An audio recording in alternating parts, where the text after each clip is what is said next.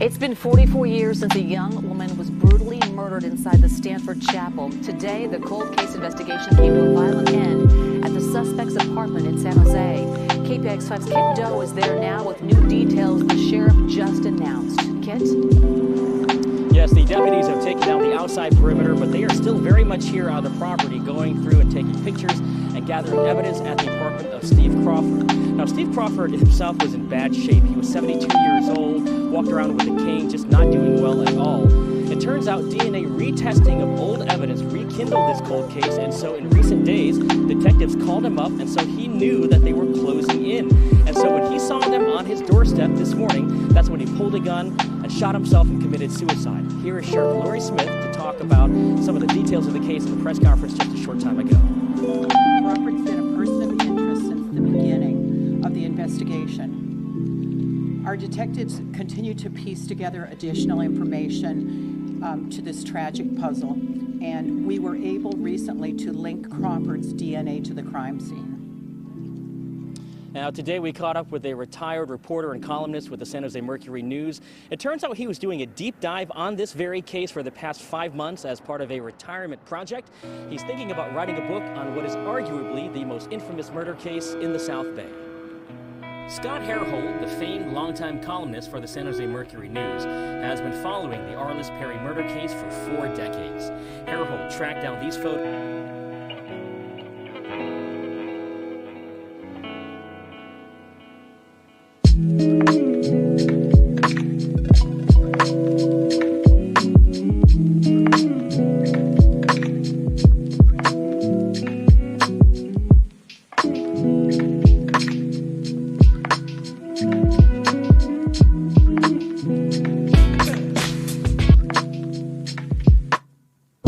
Security flaws in code.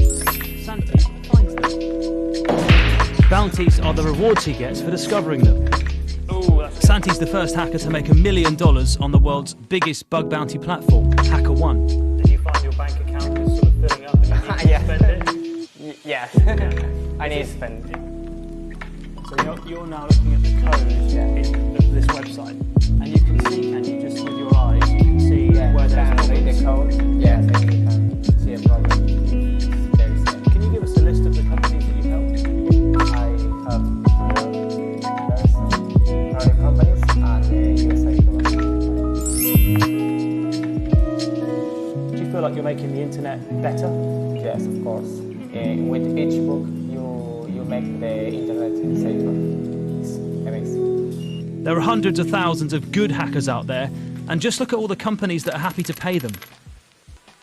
We are in the center of the complex.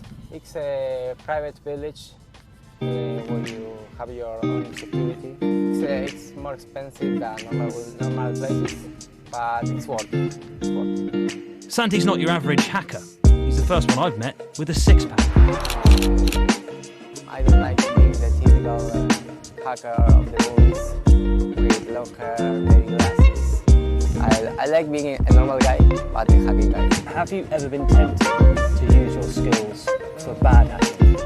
At the beginning, yes, I was a little tempted, but before you make a bad action, because you can go directly to shame.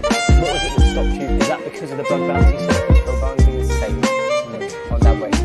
Do you get excited by money? Yes, of course. I like the money, of course. I like hacking and the money, so it's a great combination. Back in Buenos Aires, Santi just wants to live a normal life, even though he earns 40 times more than the average Argentinian. My main dream is to own my own company, a big company that everyone knows. Bug bounties are going mainstream, but Santi says his work will never be done. There'll always be another bug to find. We are like 50-50 in the race, but I hope that I will win the race.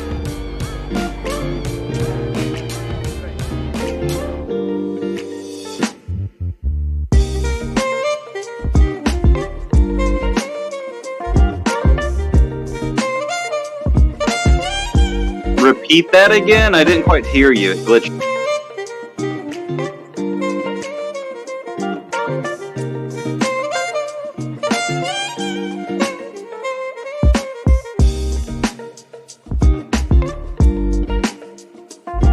trying to remember what scene that was.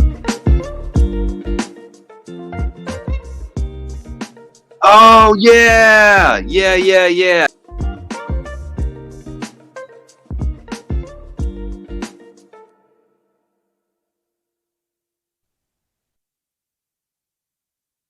I was not expecting to hear, like, random throat singing in that at all.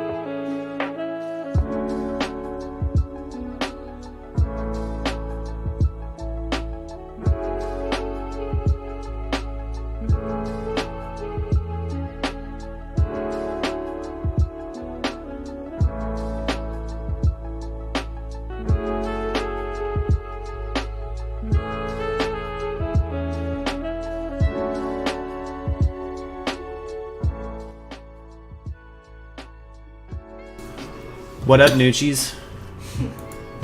We're live, guys. What's going on, everybody?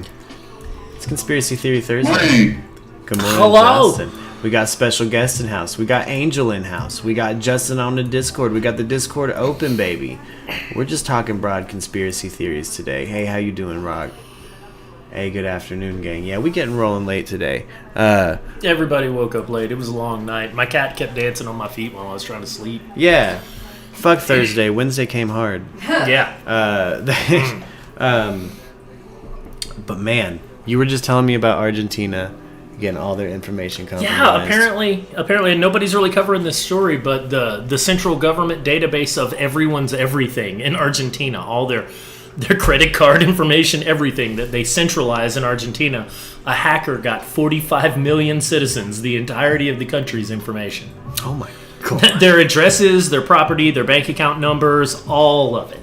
Could you imagine dealing with fucking... And this is why I'm against government centralization of precisely this sort of stuff. You make one big honeypot, somebody is going to... Bank thieves have existed the whole time there've been banks, y'all. This is basic game theory. Don't put all your eggs in one fucking basket, dude. They're cheating. They're cheating just like you can cheat, for sure. Well, Argentina's where the Nazis ran. And Bolivia was right next door to it, and the Nazis functionally took over Bolivia in 1980. Yeah. They do have a strange, amount of digitally aware hacker types there. Oh, yeah. They have South American as country. many there as you would find in Estonia, which is the most connected culture in all of Western Europe. That's crazy. Dude, they have made their entire business in Estonia being the digital back end for Europe. They're just like the Silicon Valley of Absolutely. Of the you EU. can get what's called Estonian, like you or I could get what's called Estonian digital citizenship. We get a little card, and it allows us to run our business through Estonia. We take advantage of and they handle everything as long as we keep our money in an Estonian bank. Hey, Merc Radio's about to become brought to you by Estonia. Dude, the nation of Estonia. Absolutely. And dude, it's like their taxes are great because as long as you leave the money in a bank, it doesn't get taxed until it comes out. Okay, fuck. Right? So that's how Estonia has made itself the electronic back end of Europe in many ways. Yeah.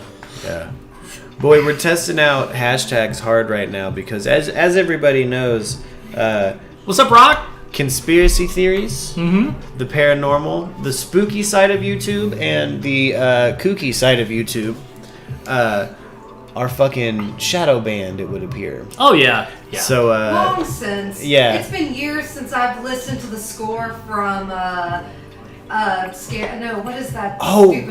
Fuck, the bad drug one. Requiem for a Dream. It's The been Requiem years for a since Dream I've listened to soundtrack. Requiem for a Bum. Dream. Yeah. I do like it when homies come in hot with the "you seen this shit" and it's zeitgeist every time. You're like, God damn it, yes Yes, I did. In Zeitgeist. 2008. Yes, like what the And it fuck? blew my Let me mind. ask you a question. Why do you think they're pushing it so hard? Could it be because it's produced by the heir to Procter and Gamble? Just like Spirit Science is fucking owned by Procter and Gamble now. Yeah, and there's been conspiracies Wait, what? going back to Procter and Yeah. Gamble for forever. Dude, everything that David Avocado Wolf touches is probably owned by Procter and Gamble. Any of you hippies out there subscribing to that fucking avocados aligned with the sun molecularly, that's straight up bought and paid for. I'll tell you. Here's the conspiracy theory that I do subscribe to. That once they started looking into everything that the government was doing in terms of intelligence agencies and like MK Ultra in the 70s, they said, all right, all of our friends who've retired from the military and intelligence agencies who run big companies now, why don't y'all just do it for us? We'll give you a security clearance, but you don't have to report to Congress. And now it's also, there's no taxes being paid. It's kind of free and on the books. It's roguish. But Justin, the Spirit Science stuff, that's actually like that. The YouTube channel, the fucking all of the Spirit Science books now, that's all owned by who the fuck is it? The Gaia people, the people that own the Gaia. I didn't even website. know they had books yet. Oh yeah. No, it's a full-on cult, man. It's a cult with fucking like 12, 13 years of back-end grinding. Yeah, and much like every other, kind of theology-based, spiritually-based cult, there's little trickles of truth in there, you know? Oh, yeah. You get some really cool shit about Zecharia Sitchin, and you get to, there's some cool shit within Spirit Science that really, like, takes you there, but then they hit you with the fucking Jews are future space Martians. Yeah, and you're like, the Space Martians. fuck are you talking about? Well, that's the strange thing with these is that I guess it fits. It's they always give you something new to chew on, and you're like, that's interesting. And then they're like, but also dogma. You want to say my blood's from another planet? Cool. But also from the future? And the past. And the past. That's right. We're from the past. We came to the future. I can't even with Spirit Science sometimes. But it's also because I found out that it's, Procter and Gamble. Like, Once they came out with by the that history cat. of everything is when I kind of fell off. Oh yeah. Well, that's how all these types of groups start off, man. Like the Process Church is sort of our topic today in general. Yes. And it's the same thing. They always start off like, hey, check out this sort of hidden information that's not really hidden, but it's very unknown, and you can probably verify it, and we're going to tie it to a bunch of other crazy shit. Since now we have a sense of authority to you because we just blew your mind with this shit. Yep. Like that's the fundamental basis of how cults work. The authority dynamic is in many ways the fundamental basis of how suggestibility works in hypnosis. Anybody who knows me personally has viewed me as an authority on a few things if they've known me for a while. And I don't mean like I've got a degree in some shit. I mean like ask me about music history or especially like metal history. I'm like a Wikipedia of it. My brain just hoovers it up, Ask me about firearms. I can tell you most anything about firearms. Both of those had in the case of metal and have in the case of firearms a sense of danger associated with it that ups the sense of authority that people socially would give you. Well, once they're already viewing you as a type of authority, it means you're in the class authority, so you can make authoritative statements to them. Yeah. That can. And that's the fundamental basis of how you rope people in a cult. Yeah. Hey, there! I see you, Murky's trickling in, baby. Welcome. I'm guessing that notification went out late. Oh, probably. Well, it always takes a little bit. Yeah, I've been specifically communicating with YouTube about a few different things, but one of them is the bell not fucking working like it should, and I'm not the only content creator that has this issue. Oh yeah. And it's a little fucking ridiculous because whose videos aren't late when I get the notification, Shane Dawson or Cantancula. Oh yeah. But no, that's immediately. All of us people sitting at 1,200 to 1,500 have a similar issue because I talked to a few other creators who are just like freshly monetized, like guys going through the similar shit we're going through, and they have the same fucking issue with their notification bell. Fix that shit. Well, have you considered already being supremely famous? That right? Yeah. Have you considered being Brie Larson? that, hey, industry plants. She was great in United States of Terror. She was just as annoying as any teenager could be. You know what she was great in and I forgot she was in? Room? Community. Oh yeah, no, she plays a Oh, great that's right. Abed's That's She's right. Abed's girlfriend, and I was cool with it. There's a lady on the hill. The Oh, I was muted.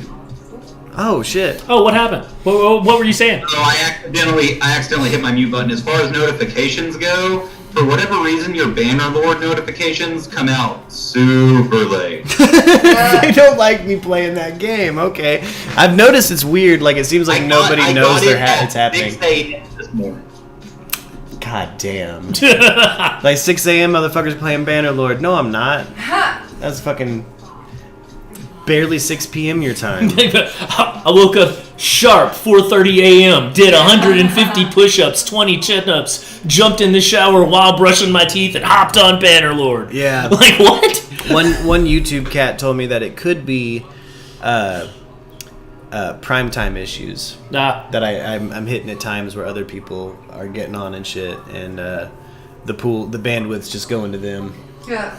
I'm like, well, that makes sense. That kind of seems like why it's, Shane Dawson and shit. But these famous fucks, bitch, how about you just wait an hour because you're famous? Just kidding. You got money! Yeah, you got money, motherfucker. Scoot over. You can't be like that. But, man, industry plants are some of my favorite conspiracies in the world, next to the hip-hop gay Illuminati. See, I don't even know why they would act like industry plants are a conspiracy. The industry's like, oh, well, in this business we're in, we're going to mold a thing to do that because we feel like we know exactly what people want. Well, that just follows. Well, because from a PR perspective, it mystifies that artist now.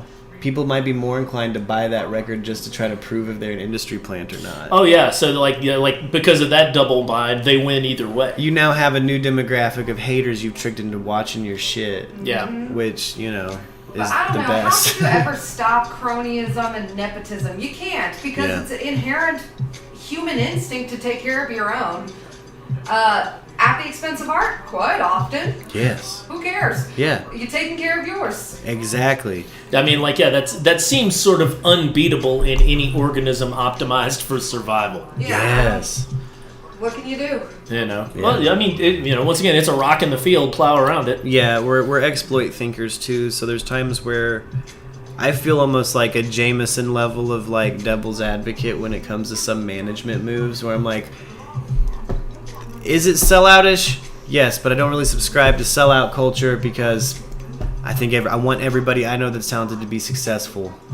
Yeah. And we live in America. Right. And there's one realistic way to get there. And it's not called selling People out. just want creators to give their stuff out for free is all that culture is. Exactly. Yeah, that's a big part of it. And, look, as a musician who lived through the rise of Napster when I was already recording, there's been a cultural shift. You can complain in many ways about it not being the 90s anymore, or you can just adapt. Whether it's right or wrong, whether that value is misinformed or not. Like, on my end, it's like, all right, well, they're just gonna steal my record. I guess I better print up some shirts or something. I do like how Toby Youngway's been doing it lately, or the last couple of years. So he'll have like a specific hashtag, buy merch, not music. The music is motherfucking free. Yeah. Buy a t-shirt, baby. That's gonna help him more than that record sale anyway. I've always tried to have some physical versions available, but I've never charged digitally. No, yeah. It's like, no, man, you're getting a file. Like, I get it. Like when I paid for records, part of it was, trust me, I got mad if that cover art wasn't in there. Did I leave the television on? Yes. Oh, looks like it. That's not how you shoot a revolver right. This song is called Copyright Strike. That sounded real free use. It really did. I hate when I'm transformative and YouTube tries to make me fight shit, but yeah. Man, okay. Let's start digging a little bit into the process church, but not in a way that we're going to spoil the tattered map. I just want to kind of go into what we've covered in the past for any of the murkies out there. Because, like, we've climbed up into the 60s functionally, and we are kind of at the genesis of the process church now. Well, on our timeline. it starts as the Process Church in 63. Before that, it's a group that they called Compulsions Analysis. And they were a split off of Scientology. But you've got to understand that, okay, in American history, right, psychology as a pop fad hits in 1950. That's when everybody's suddenly aware of psychology as a science in general in the culture in the U.S., specifically tied around, what's his name? You ain't thinking Freud. Yeah, Freud. Oh, you were Sorry, thinking yeah, Freud? I could see his face. Yeah. I just couldn't bring the name up. Yeah. Cigar, So, yeah. mustache. Yeah. But yeah, well, and that's a big part of it is because he's such an icon. It was easy for Bernays to sell this character associated with this science of psychoanalysis. Real right? quick, I about jokingly said, glasses, cigar, penis, pants. That was a Freudian slip, my bad. Freud, right? Yeah. But yeah. So, during that time period, people are exploring all sorts of new things. Dianetics, which was separate from, predates and was separate from and was half written by another guy than just the original Dianetics. Yes. Right? The OG Yes. Dianetics. Sorry? The OG first Dianetics, it wasn't just Hubbard. There was another guy involved, yeah? There was another guy involved, but in the tellings I've heard, it's still primarily Hubbard's work, but with the iteration after it, he changes it just enough to throw up middle fingers and say it's different. Now, and here's what you have to understand, is at the end of the day, almost all of these are based on a book called Psycho-Cybernetics. Yes. Okay. Almost all your modern self-help theory is based on explaining the book Psycho-Cybernetics in metaphors the average person can understand. Okay. So he's functionally done his version of Psycho-Cybernetics, right? And it's caught on all throughout the U.S. There were so many Dianetics societies in the U.S. It was very common for people to group up at a cocktail party and go through Dianetics exercises to try and achieve clear during this time period. Yeah. It's a very open-minded time period in many ways, because science is going to fix everything. We've harnessed the atom. It's the same age group that ended up being kind of like Nancy Reagan with her tarot and stuff. Exactly. Right? Exactly. It's that same kind of open-minded, 50s? Well, yeah, adults in the 50s. Grown-ass adults in the 50s. Grown-ass adults in the 50s. So out of this context, they split off, create Compulsions Analysis in England. Okay. And this eventually becomes a church as they become more of a cult. They end up going to Stuhl, Mexico. I think they stopped off in the Caribbean a couple places to set up some bank accounts first. Gotta get that Caribbean bank account. End up in Stuhl, Mexico, survive on, they start Jonestown in this beach property that they got, and then a hurricane comes out. Takes 2-3 days, wipes out everything, doesn't kill anybody, but damn near does. And that's their apocalyptic event. And from that point forward, they're a religion. Damn. And from that point, they move up to New Orleans, incorporate as a church because they'd been having trouble. They may have gone back to England for a minute. In fact, I think they did, but they end up in New Orleans because they were it's a lot easier, especially in that time period, to incorporate as a church in the U.S. So they incorporate as a church, and I have not had success finding the documentation, but I have seen documentation before that unfortunately I saved to an old computer that got lost in a move. So, but that Ronald Hadley Stark, who's involved later in the acid story, who's the big operator, who is known to have been friends of them, was the lawyer who incorporated the Process Church. Now, this is something we could probably find out. I'd just, have to take a trip down to New Orleans and dig through court records. Easy peasy. Yeah, so maybe one day I'll be able to get to that point, or maybe somebody in New Orleans could do that for us. That'd be great. Hey, any viewers in New Orleans, if you don't mind. Hey, Christy! Figuring out. Yeah, hello, Christy. How are you feeling? How's your little ones feeling, by the way, Christy? I hope you're doing okay. Hello, Gardy. There were comic books, too. What are we talking about? For Dianetics? Yeah. That's right. There were Dianetics comic books. That's right. Absolutely. Absolutely. And everybody thinks of the 1980s ads now. The volcano. That's what, You know, the dinosaur. They hammered that imagery into the public mindset. Yeah. But you've got to understand that's like a second wave of success of Dianetics in America. The first was in the 50s. Okay. So, coming out of that, people are very open to new concepts and structures of psychoanalysis. Yeah. I want to talk a little bit about, just follow me here. This is kind of, again, us prepping for the tattered map. Like, I want to talk about the government connections to Scientology, because we know Hubbard associated with the OTO cats. Right. We know that he had direct contact and fucked over a dude that was on the Manhattan Project.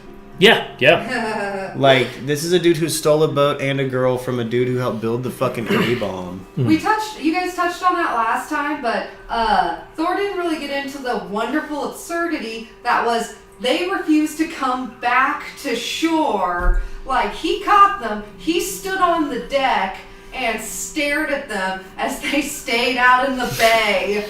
Like, what's he gonna do? Swim out here? We've got his boat. Hubbard's just glassing occasionally, like, bitch, is he still there? Nope. Is he still there? Is he still his wet mouth? Is he still there? That dude always so looks weird. sweaty. He's got the they should have used him as the design influence for like the original Mario Brothers live action movie. Lord. Like for the villains. Oh, okay. For the villains, for like the Koopas. Like it should have just been Hubbard's. Like just wet reptile dudes like upsetting. So gross. What up, Chief? What's up, boss man? Oh, nothing much, man. We talking Scientology attached to the government specifically because it has weird government ties back in the 50s in particular. It does. Well, Dianetics does. Here's my belief with that. Like, if you want to tie Scientology to the government, good luck, because I think they specifically made a point not to. Yes. Me and the wife disagree on Hubbard. I suspect, with zero evidence, I don't have any evidence for this suspicion, y'all. I suspect that Hubbard's a character. I think that he's a persona. Oh. And I can't sit here and tell you who of.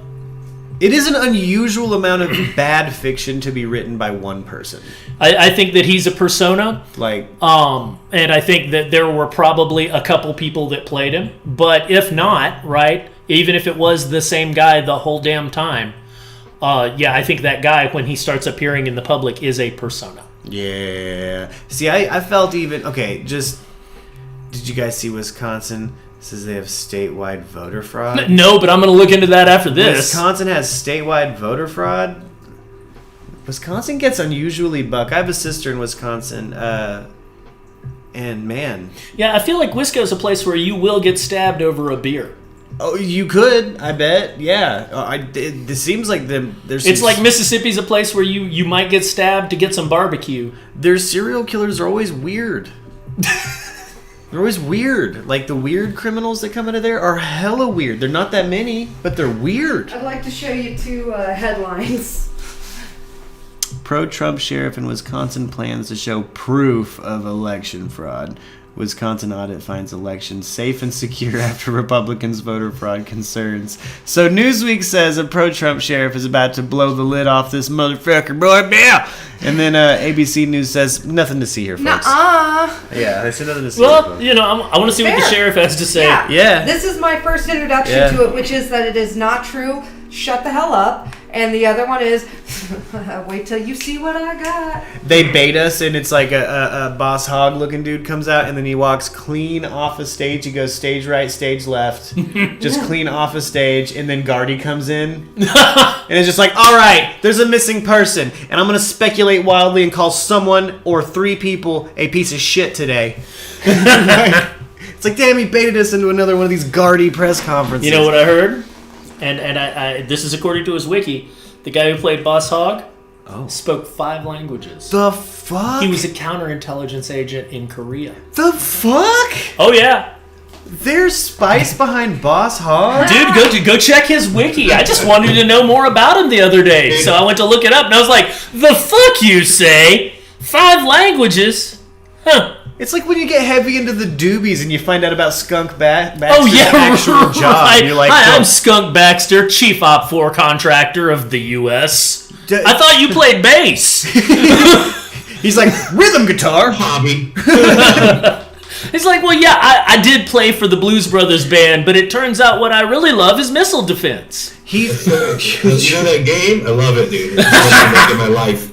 Chief, he basically did. Like, I think he's somebody who was just hella into strategy. Was he an actual military person? The story is he was into flying, and his next door neighbor bought.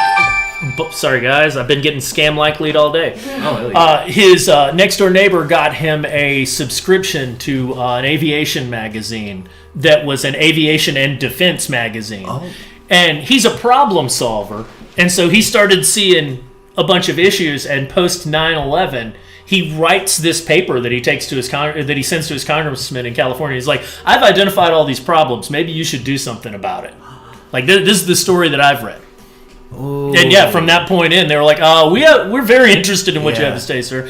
And his mindset is, well, it's just that you have to think outside the box, you know? Nobody conceived of people using airliners as missiles in the same way that no one in the 70s conceived of people using turntables as instruments. Yes. That innovation from, yeah. And he says, because I'm so interested in technology related to music, He got involved. Like, his technology related to music ended up, apparently the math involved in encoding very much helps in cryptoanalysis. So yeah, he's got like some patent, as I understand it, I could be wrong, but he's got some patent that they used. I found the press conference. Ooh. Gang.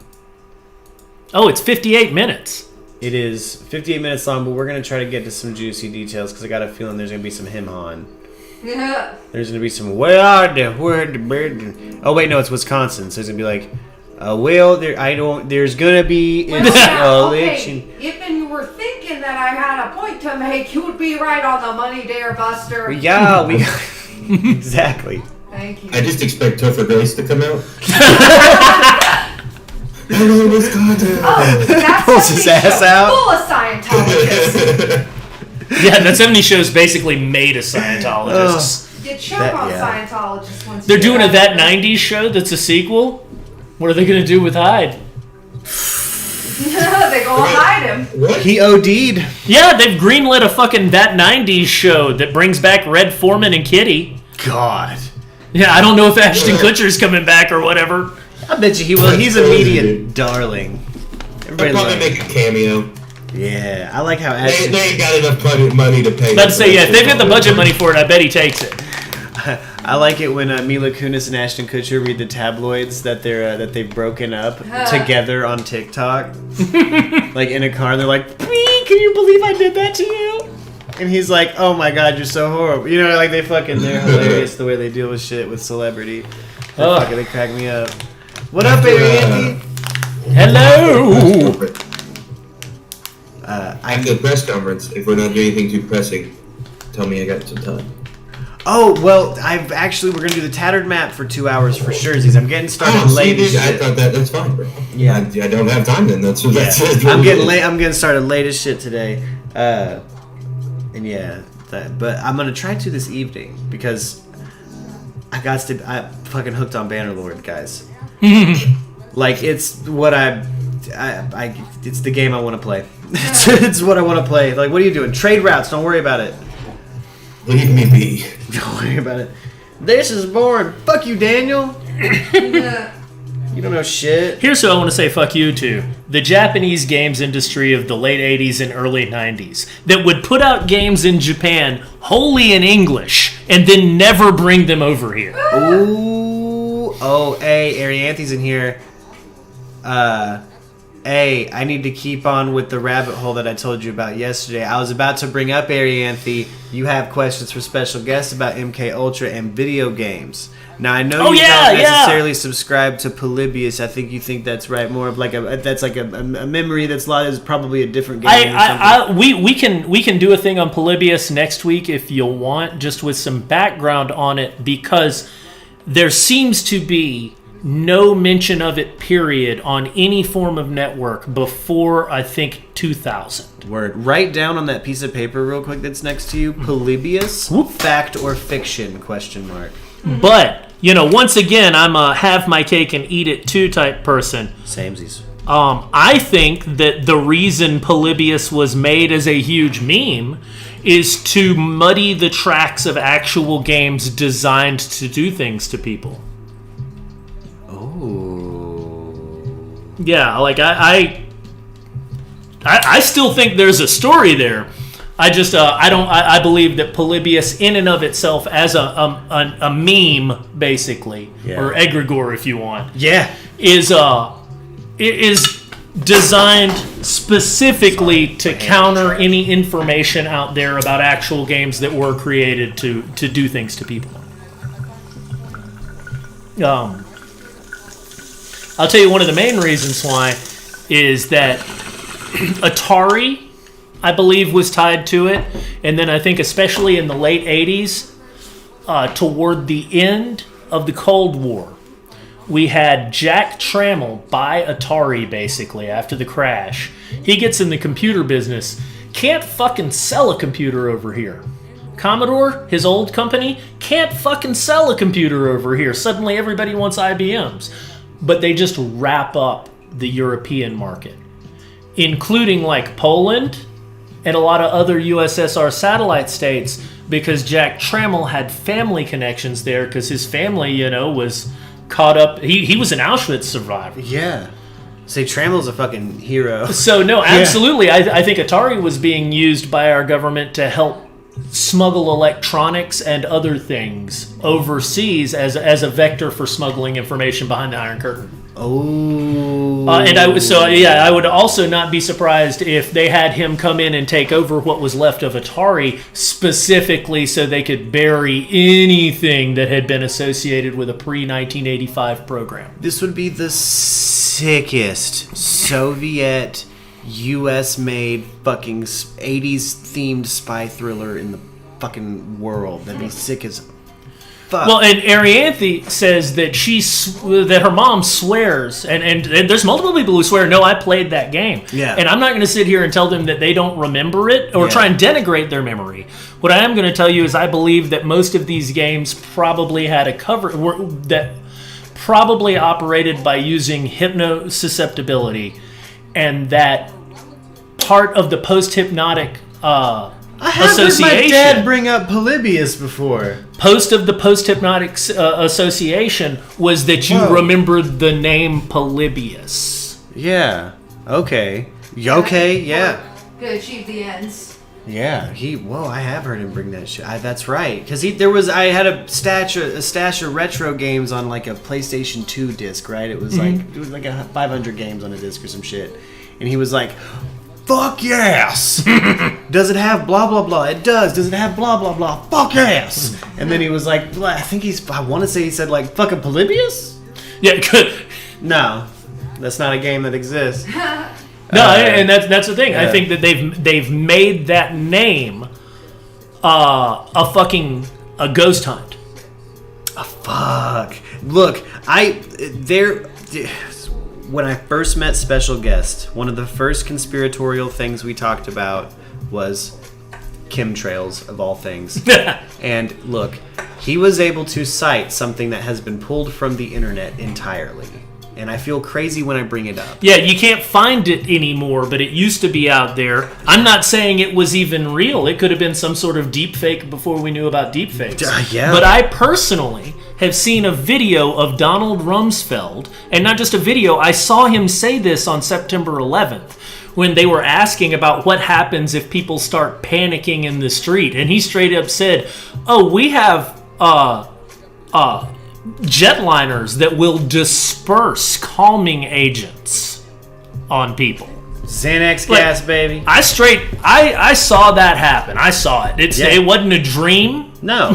I saw that shit. It was a video. He's seen a video of it back 11 years ago, but that shit is wholly gone now. Yeah. So, did it exist? We can't prove it. We're just making claims, man. But, I believe it because I saw it. We also, at one point, I had an illegal ass fucking pirated early cut of The Dark Knight Rises that straight got special guest internet cut. Like, and it was never really, like, he didn't download it through my network. No. He had it on a flash drive he plugged into my computer. Yeah. Like, we watched it on VLC. That happened to a buddy of mine, too. That's crazy. Yeah, so that means that they had something on my computer set up to scan media, look for certain things like a checksum, and then report it back to them. Yeah. That I didn't give any permission to have that type of intrusive software on my computer. Yeah, Warner Brothers certainly has no right to do that to you, and I don't care if they're with Cox or whatever, because I know Time Warner and Cox are like the same thing. Yeah. And because we never transferred it across a network. Yeah. Like we didn't even like aircast it basically. No, it was from a flash drive to VLC media player. Yeah. And then it stayed on the flash drive. It wasn't even a file that went onto your computer.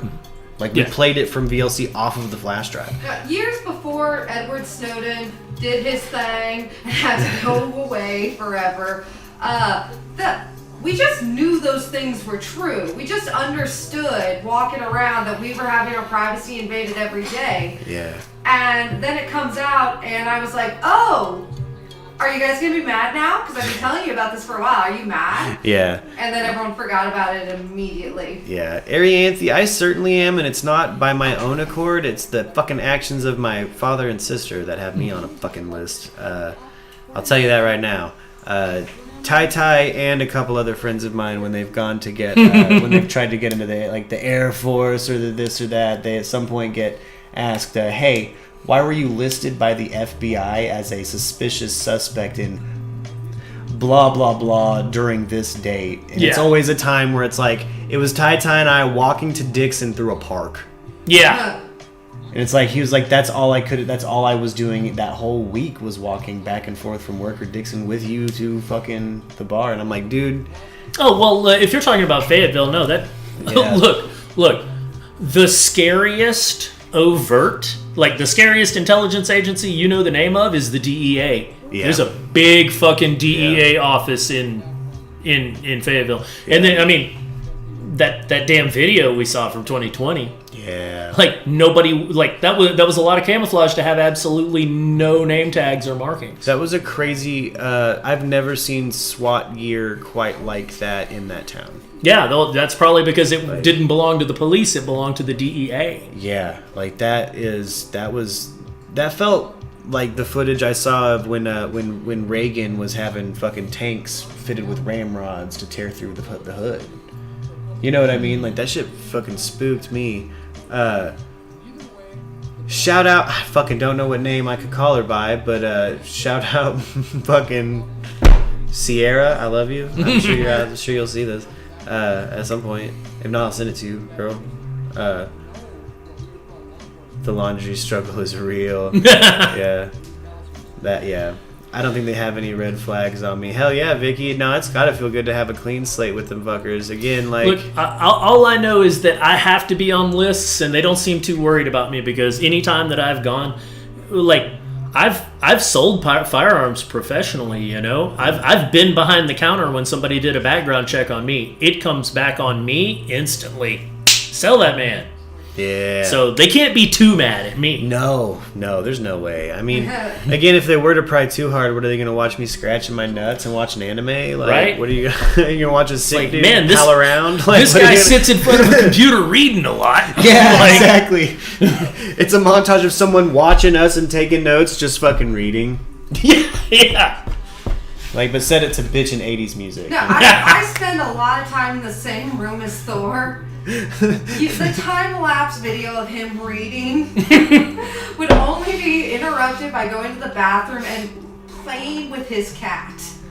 I used to think it would be cool to, when I would do, like, on TikTok, I would make a quick song for TikTok, or, like, express a musical idea real quick, like, demo something, but, like, clip it, you know? I used to think it was a good idea to just time-lapse that shit. But boy, is that a boring time lapse. You forgot the most important part. scoring it with yakety sax. Strikes. Sorry, that's as much as I can do a yakety sax probably. Harry Anthony says they watch me sing in the kitchen a ton. I shake my butt for an FBI agent while cooking pasta. Yeah, like there ain't nothing. What you want to see, FBI? I'll show the audience I'll shake my cakes, dude. Done it, did it. The 1K celebration. Unfortunately, like, is that the desk job they're all terrified of getting now? My legs were so appalling, I guess, that YouTube could not handle the 1K celebration. YouTube said, pull that shit down. And I said, why? They said, that is just an outright violation of TOS. And I said, what is? And they said, all of it. The whole damn thing. All right, it's gone. The head, the tail, the whole damn thing. Oh, good. Christy's got all on the men. Good. Oh, yeah, she calls her handler Jeffrey. She's giving a name to him. Man. Oh, yeah, here's this. Hold on. Wait, voter fraud. Once again, I'm kind of learning this throughout my investigation, so I had asked myself, what is the Wisconsin Election Commission? This is them. As the sheriff mentioned, there's 6 members. 3 are appointed by Democrats, 3 are appointed by Republicans. You don't say. Coincidentally, 2 of them are attorneys also, and they had very strange and suspect legal opinions in this matter. Now the timeline. The timeline of this whole situation is very interesting. And the timeline is also here. You'll get copies of it. But March 10th, 2020, COVID is of grave concern. COVID? Wisconsin Election Commission No matter what this guy says from this point forward, all anybody's going to remember is COVID. COVID? The special voting deputy law. They call it a program sometimes. I don't really understand it. It's a law. There's also something with polling places. I'm not going to get into the weeds of that. But what's interesting is the governor's office tells the Wisconsin Elections Commission, which is an agency under the governor, the governor does not have the power to suspend parts of Wisconsin's voting law, even during. It's all about phone, man. The governor can't do it. Are you talking about phone man or phone man? Because you don't want to summon that fucker. I don't have the phone man? No. Oh my goodness. I don't have enough props. I don't even think I have. We don't have the sunglasses. We don't have the phone. I don't have. Yeah, I got a whole COVID. COVID. Go home, Ari. You're drunk. From different parts of the Zoom call, and they decide they are going to issue that directive, that letter I showed you before, which tells each municipality. Having smooth jazz over this dude's press conference is an interesting touch. Not to follow the special voting deputy law, which is Wisconsin State Statute 6.875. I feel like he's trying to seduce us. They direct that the special voting deputies shall not be sent to facilities. Commissioner Knudsen even states, and I will preface this, he was talking about the polling places, but he even states that we need the flexibility. Get back on mic, you fucking. The law. They flat out say. To be fair, he's not a performer. That's true. To not follow the law. You're telling me this man doesn't have star power? Forced oratory classes for sheriffs. We get it. That's what I've learned in the last When the month. state shut down, we kind of call it our hair on fire. Here's the problem with sheriffs. When sheriffs give a press conference, they talk to everyone like they're a coach. That is true. They try to act too. Yeah, they give authoritarian statements. You know, they're in the authoritarian class now. They have to bring that daddy energy. Gardy comes out with a mix of wine drunk soccer mom and big daddy energy. Gardy will come out like, look, I didn't tie my shoes. Fuck you. All right, here's this motherfucker we're looking for. He's a piece of shit. Have I pressed charges yet? No. But he fucking did it, and you all know it, you scumbag pieces of shit. Find him. Find him. Oh, man. So the daddiest daddy of 2021 is Leto the First of Dune. Congratulations. Did Oscar Isaac nail it? He's the daddy of the year. Congratulations. Do they do the tooth? Yeah, dude. There's so much poison that comes out of that thing. So much fucking poison comes out of that thing. Like, you thought it was a lot at 84? Yeah, I was gonna say, no. That was like 2 smoke bombs. No, dude. Like, spoiler, they murder a room. Oh fuck yes! I fucking am so bummed now. Even more so. Oh. Every time I go to the airport, I get randomly searched. It's not random if it's every single time. That's true. No, that's listed. Oh, well then then I can't wait to see us travel together. I got a question, Erica. Do you have an absurd-sized carry-on? I'm part of what's called the no carry-on crew. I don't bring a carry-on because I'm taking a 5-hour flight, and I don't need 8 packs of graham crackers. I don't need tampons because I'm not a lady. I don't even need a purse. You know what I got? Flip-flops. Where does that power come from? That's it. I don't fly. Oh, yeah. Yeah, I travel, if I have to go that far, exclusively by hijacked Tesla subterrane. Like, I just bore an underground highway wherever I need to go. I hit the government underground tunnels in the Mortal Kombat 2 balls. Yeah! Right, you know, remember guys remember the Mortal Kombat 2 balls? No, if I fly, I will only fly in a powered parachute built by myself. Biplane or bust. I get felt up at the airport so much, I just walk towards them and I'm like, flip your hands backwards, just give me the backs of them hands, we're doing this. Oh, you better believe I flew out to fucking Tucson. Like, that's not a bad flight, honestly, but I am deathly scared of flying, so I ate like 600 milligrams of edibles. Like, I ate so many edibles before I got on that plane. 17 hours one way isn't really that bad to me, but I'd prefer to do that particular drive overnight because the infinite wasteland of the desert while you are driving through it is fucking unnerving to me. Oh, it's terrifying. It's just like, oh, well, there's no nothing anywhere. Nothing. Yeah, I love it. I like the going out to, like, I don't know, when you start coming into Tucson and it's you get that like fucking surrounded by mountains. It's a fucking cool vibe. No, I like that. Yeah. Like once I can see some lights, I'm good. But when it's nothing. Yeah, but when it's just nothing, just death. Ray Bradbury's Mars just staring you in the face. I love it. I love that shit. I don't know. But you get so used to trees. Oh yeah, no. But it's cool. The comical amount of saguaro cactus out here, though. Like, I did not expect that. It's like, oh, there's more than they allude to. It's illegal to take the needles. The needles.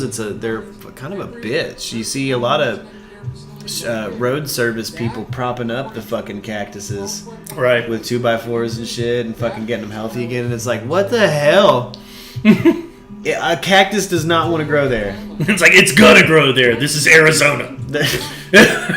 It might be all of the fucking cars passing by it 3 feet away. Just a thought.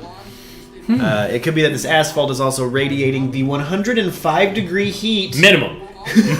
Man, that shit's been cooking all day. It's probably like 130. Yeah, and what you've got inside of that cactus is now soup, baby. It's hot, boiling cactus innard. Like, that's not... It just they're all mushy. We went to a museum and just watched a video of someone's abuelita making cactus soup, and we're just like, Yeah. don't know why this is a museum exhibit, but it's amazing. Oh, yeah.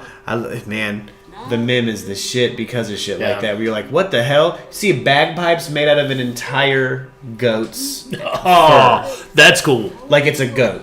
Yeah, you're playing a goat. You're playing a goat. Yes. Like it's, yeah. Like ancient shit they have in that motherfucker. Okay. But, back to the fucking topic of Scientology's attachment to the government. And I guess I mean proto-Scientology. So the Dianetics, like, he's going to theater venues and hypnotizing people in front of a fucking crowd. Oh, yeah. You know what I mean? Yeah, he's hypnotizing his friends. Yeah. Right? Like, he hypnotizes one of his friends and makes him think he's on fire. And then everybody around him's like, and it makes him forget about it. And then everybody around him's like, wait, has he done that to us? and pretty much kick him out of the writer's circle. Yeah, no, you're out, Those are the dude. great You're out. sci-fi writers of the day. Like, you've heard of all the people who were like, ew, to Hubbard. Yeah, he must have came at it too. Could you imagine like that wet-lipped lizard kind of cat coming in like, and you're like, no, dude, I don't. And he's like, come on, baby. You know you want to. I'll make you a star or whatever. He's so creepy. Well, and like a modern thing that people talk about that they dismiss is gang stalking. Something I fully believe in because the Scientologists have done it. Yeah. The Stasi did it. Oh. You can find plenty of examples in South America post World War II until yesterday of that happening. Oh shit. But the Scientologists definitely did that, and it's not just that. You want to talk about the Scientology and the government? Operation Snow White, when 75 different fucking Scientologists got jobs at like the FBI and shit. Well, see, I was wondering if maybe before, like the full-on Sea Org Scientology as we know it, this proto-Scientology, if maybe at one point it wasn't like to what the Scientology was to the Navy, what like the process is to the fucking Air Force. I absolutely think that's what it is. And then when he split away, he adopted specifically a naval structure. Yeah, because that's what he already had. That's, well, because not only that, like you need different things. The process amounts to an army. Yeah, he's the Navy. Captain Al Hubbard was running his own other Navy. That's true. Oh shit! Yeah. That's right. Basically, right up until he loses all his money when they outlaw LSD. Yeah, he becomes a captain and fucking starts giving acid to like high society. What's up, Ryan? Big names. What up, Ryan? What's your guest wearing a Sea Org hat? It's the Hubbard Deluxe. That's that limited edition Hubbard Deluxe hat. No, not a Scientologist. No. But man, I wonder how many legit naval people before that federal thing happened, where it's like that he had. You're always going to have in that era before the domination of the Air Force. All your spies are going to be at least associated with the Navy, because quite often the Navy's going to be the one taking them from point A to point B internationally. Yeah. You have to have something to keep those motherfuckers on the boat, too. And look, that motherfucker, even while wanted by Interpol and shit, was going port to port. Exactly. He's got hookups. He was technically wanted by Interpol. Yeah. They're like, it's like Ronald Hadley Stark was technically wanted by the U.S., but once they finally got him back, they dropped the charges. Just not because he had not made it through the statute of limitations. They just said it was too long to prosecute on the case. Whoa! Yeah, and just let him free. Fucking cunts.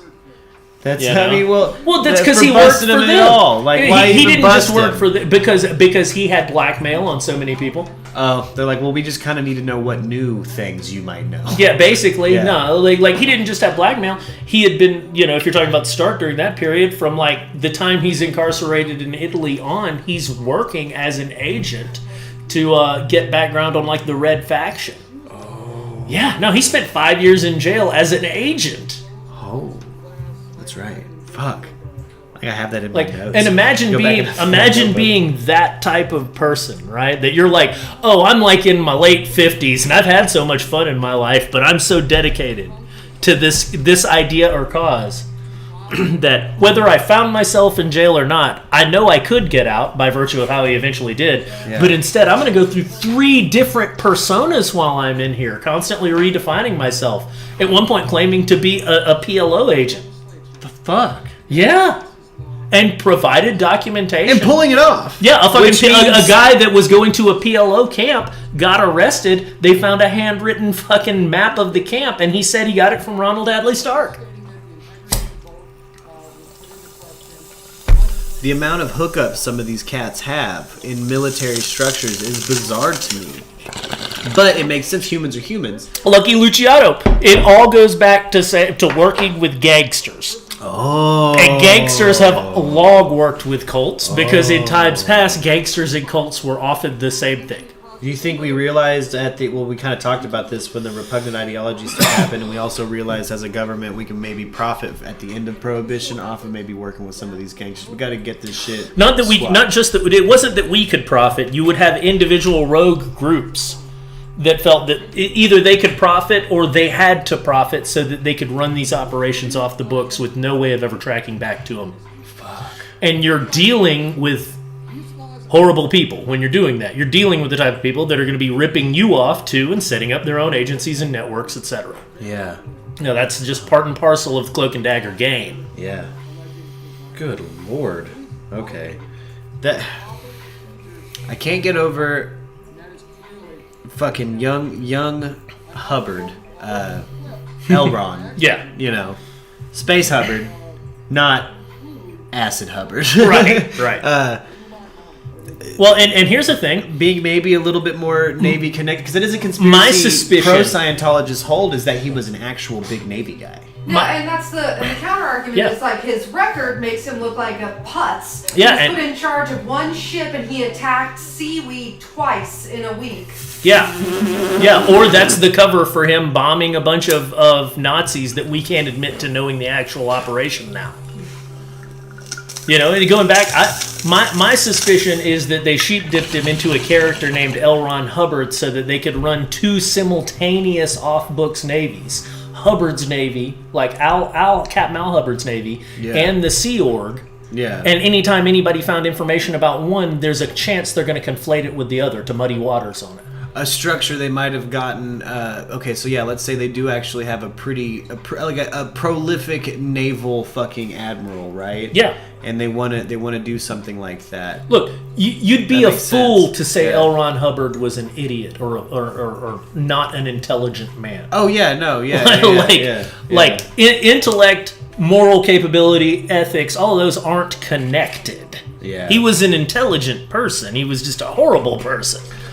Well, the goal is to, with people like that. Okay, so let's say they learned all of this from the fucking Crowley/Churchill camp. Yeah. You know what I mean? Well, that's absolutely. I believe that to put a name on it, let's just call it the Theosophy camp. Yeah. It's somewhere between Crowley and Theosophy. Yeah. But hey, that's the same motherfucking person. Oh yeah, if you're talking about Crowley. Yeah, Crowley and Churchill. Actually, he'd be mad. It's Crowley. Oh, Crowley. If you call me Crowley, I will treat you most foully. That's right. I forget. Crowley. That's the same motherfucker. Crowley and Churchill are the same person. Yeah. I'm fucking convinced. And that's a thing about me. You're gonna find that I'll say that two different people are the same person, and one is a persona of the other. Yeah. And sometimes I will say that one person is two different people. Yeah. Oh yeah. That's a common thread. Yeah, here's one right here. Related to us, Charles Manson was Robert de Grimston. Yes. That's one I'm pretty well convinced of at this point. Not 100%. There's still doubt in my mind. But the scales, for me, are weighed more heavily in the favor of Manson and de Grimston being the same person. And neither of them being the actual person. Yes. I think that de Grimston, a.k.a. Moore, yes. Robert Moore, was a person who died while he was deployed as a cavalry officer. And I think that they didn't report the death, and because of where he was, they brought him back with a double, because after a man's at war for a few years, he's going to come back looking a little different. Yeah. And that this double worked for their intelligence services of the day. They're of the post World War I, pre World War II era, what you call the special operations executive. Well, and if you have at the same time, an on paper fake death happening at the same time as the real death of a Moore that looks similar to, you could just now you've infiltrated the aristocracy. Absolutely. Well, and here's another one. I also believe that person was probably convinced that they were Moore. Oh, shit. They were put into a state to believe that they were Moore, that they were the guy who had died. Yeah. So when he comes back, This guy's already believing he's one person, and he's already probably been trained as an actor. Yeah. Probably in the Irish School of Acting. Yeah. Who are the best actors in the world. Yeah. I'd just watch some Irish actors and see if you don't believe me. That is fucking true.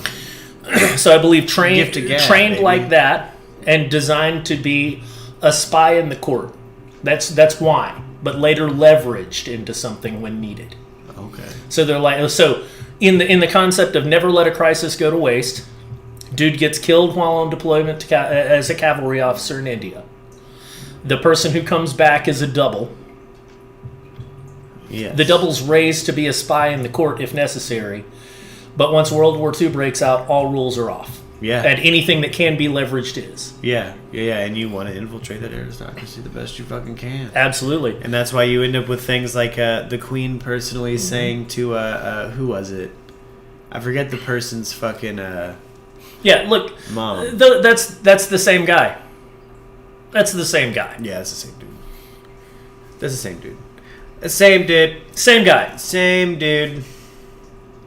Care what no one says. Same fucking guy. He just occasionally just bugs his eyes out. Yeah, and tapes his ears back a little bit. Yeah. Very, very common thing done in that era to change the contour of the ear was to put a little bit of gum back here to hold the ear back. Oh, and nobody's looking at the back of your ears, and if they did, they would assume it was a growth. Because nobody's going to ask fucking Winston Churchill what happened to the back of your ear. That is fucking very true.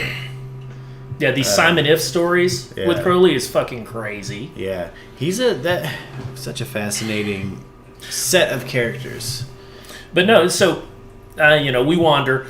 Process Church, they formed as Compulsions Analysis, man. So it's this guy who's got, English court money to a degree. Yeah. And that background, he's got majesty. Yeah. Right? His family's, I believe, in the House of Lords. And this woman, Marianne McLean, who is a very shadowy figure in that we don't really know, we can't verify a lot of her background. There has long been an unverifiable rumor that at one point she came to the U.S. and was Sugar Ray Robinson, Sugar Ray Leonard, whichever one's contemporary to that. Hold on, I've got it right here. Yeah. Give me a second. Marianne was with Sugar Ray Sugar Ray Robinson. Yeah, it was Robinson. And then when that broke off, she came back, supposedly worked as a high-end prostitute in London, and was caught up in the Profumio affair. Oh. Well, we know our intelligence networks utilized prostitutes during this era. No reason to think that theirs wouldn't. That's who we learned from. That's where we constantly learn shit from with our intelligence Like, agencies. specifically, we didn't have anything like a counterintelligence agency ever in the U.S. until the OSS. That was the first one. Yeah. Yeah, look at those. Look at those. It's the same dude. It's the same dude. That's the same spooky old bald dude. Chopping cigars and talking about witchcraft or governance. Now, and keep in mind that I think that the process works with the Air Force and the CIA, or has been affiliated with. We'll put it that way. But I think at the end of the day, they were working for the crown. Oh, shit. Yeah, I think that part of their goal, I think that their goal was to nominally work as a stay-behind Gladio-style army for us, was what we were told. Oh. But a big part of their eventual goal is to utilize functionally Discordianism, the utilizing chaos at exactly the right moment to destabilize, in order to further destabilize us so that eventually large portions of the U.S., either directly or indirectly through modern NGOs like charities, become fiefdoms of the crown again. Oh, shit. That's what I suspect is happening. I think they're still probably mad about everything they lost. Yeah. But on the other hand, have figured out that you don't get to be a royal family anymore because everybody's mad about it. So they'll just hold it through charities, which is how they operate. No different than how the Clintons operate. But or any of those other Rhodes scholars that went to Oxford. I was gonna say you hop to best friends. Oh yeah, where it's like these are charity structures. Yeah, well, and that's the thing. At the end of the day, this process church that starts in '63 and has a lot of bad press through the '70s, and sort of disappears in the '80s. They become a series of other nominally just Christian churches before eventually, in I think '85 or '86, becoming a pet shelter. And now they're the biggest pet shelter in the U.S. They're best friends. They're the people who were the pet shelter in Dogtown, USA. They started off as the Process Church of Final Judgment. And before that, Compulsions Analysis. And before that, they were Scientologists. They were just Scientologists. They started out auditing. Weren't they auditing like one? They were auditing, and they had the e-meters. And then when they split off, they used their own e-meters called p-meters. And then they got away from the e-meters because, because I suspect they realized that Scientology is all about not having the human aspect. This is all above every individual.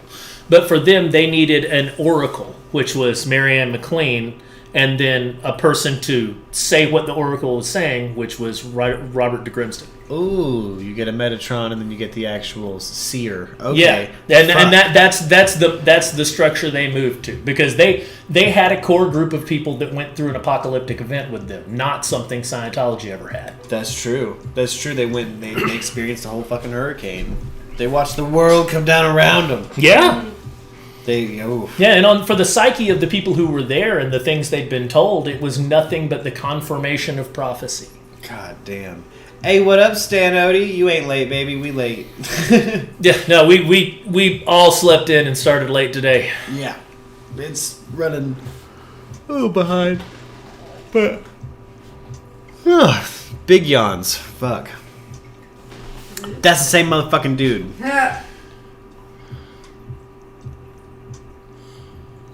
Oh, yeah. Sorry, I was reading Angel's comment, and I was like, wait, who in the process? But she's talking about David Miscavige's wife. Oh, David Miscavige's wife did show back up. I wonder frequently how many fucking military people they've managed to brew up in modern Scientology. I know their numbers are down.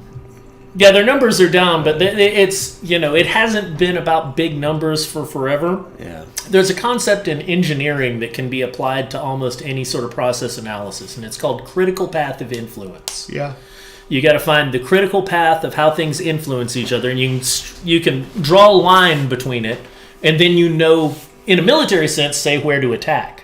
Yes. If you attack any one of these things, the whole structure breaks down. You know the weak spots. Right? So their point now is to get into critical points of culture. That's why they're not trying to get every Joe Blow on the street to create an army. We're not worried about a stay-behind army anymore. They're worried about making sure culture's controlled so that the people who are here and armed to the fucking teeth don't go crazy. Yes, and if they do, it's a controlled crazy, a pop-off that's meant to be rounded up. Yeah, and keep in mind, stay-behind army or not, were always psychological operations. These always operated as psyops first, kinetic operations secondary to supporting the general structure of the psyop. Okay. Because if you have this structure, you can repurpose it, right? You can retrain. Yeah. You could have started as one thing, but take anything else that uses the same tools and turn into that, because it's made up of people. You just retrain the people. You have expressions of my favorite obvious westernization or potential corruption by this same branch of fucking cult makers, if you will, is what happens to the Rajneeshis. Oregon, right, yeah. Where suddenly Hassia, the divorcee wealth from the Godfather movie, shows up, and now it's a doomsaying. And now he's doomsaying. He's on drugs. Well, yeah. Now there's instead of just the throne, there's a power behind it that's controlling the throne. Yeah, and then they, because of their hostile response from rural people in Oregon. Before Hassia even shows up, they saw Rajneesh turn something he took from India and brought to Oregon into a military. Yeah. Yeah, just immediately. Yeah. And then so in my opinion, they saw that, our government saw that and said, Hassia, get on it. Let me ask you a question. Yeah. So we base our intelligence operations and counterintelligence operations on the British, right? But we're a different country. The British have the Gurkhas protect the Queen. Mm-hmm. That's her fanatics from India. Mm-hmm. In America, we're protecting nominally, this would be the the idea behind it. Yeah. If you're selling it to everybody in the military, right, then you have to sell it as, well, we're protecting the whole country. Yeah. So those are America's fanatics. That's the idea behind it. That's American Gurkhas. Yeah. All of these are hidden American assassin Gurkhas. Yeah. And it would make sense too that they followed the process structure, this kind of British structure designed by the crown for the crown potentially. Look, there's nothing American about a cult or more American than a cult. That's like there's nothing about being in a cult that's in line with the American values nominally espoused of individuality.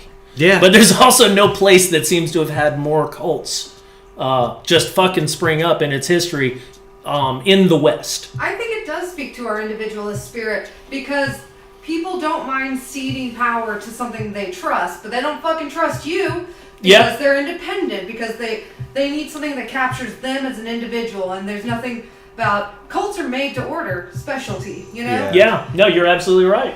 Well, they exploit introverts sometimes specifically, which is kind of specifically an American thing. It's something that came with Bernays, got worse with Bernays. You know what I mean? Now we know specifically how to the suburbs. Yeah. Ruined us. Yeah. No, like architecture affects human beings.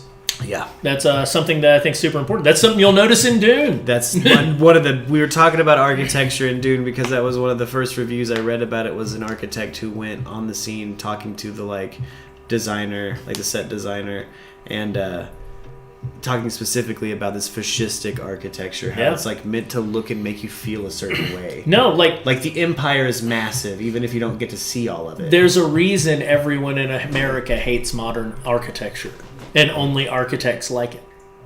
Oh.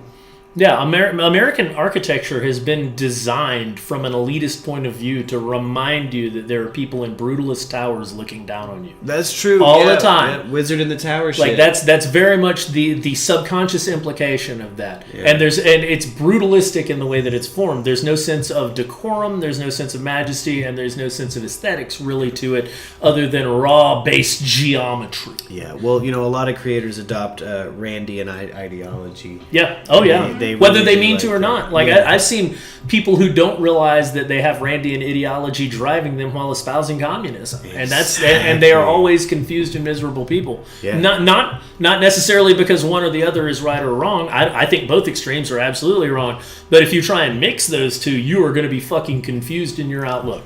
You're gonna have a hard time throwing Randian ideology into a communist structure. Yeah. Good luck with that. Good luck. Well, with that. this is a culture of people who are all certain that at the end of the day they're going to be fucking the commune poet or commune architect. Yeah, you got to be really confident in your riffs to feel that way. Yeah. I don't think I've ever laid a riff that fat that I'm like, you know what? I could be the wizard of the commune. Yeah. Right. No, man. Yeah. Yeah, did you hear that New Zealand had to fire their wizard? What? New Zealand had a state wizard, but... Christchurch did. Oh. But he had some offensive statements, and so they had to let him go after, 26 years of being 26 years of giving that dude £16,000 a year. And it was basically a way for them to give an older person a retirement and him be an entertainer that he loved doing. And he's like, hey, don't worry. I'm still out here doing it. I'm still going to wizard at you. I am going to make the fattest Zeppelin ripoff song called Problematic Wizard now. Oh, baby. Get those drums laid. I'm already thinking of riffs. I know, right? That's what it does. It's like, what? A problematic wizard in New Zealand? Oh, no. Right. Why do they have a... Because this wizard's a hell of a self-salesman. They had a Rasputin issue in the modern day. You have a problematic wizard. He was closer to a Ren Fair wizard that worked year-round. He's not touching the Tsarist. He's not touching Tsarina. Yeah, no. This is a guy who's got a lot of infinite scarf props, He's not...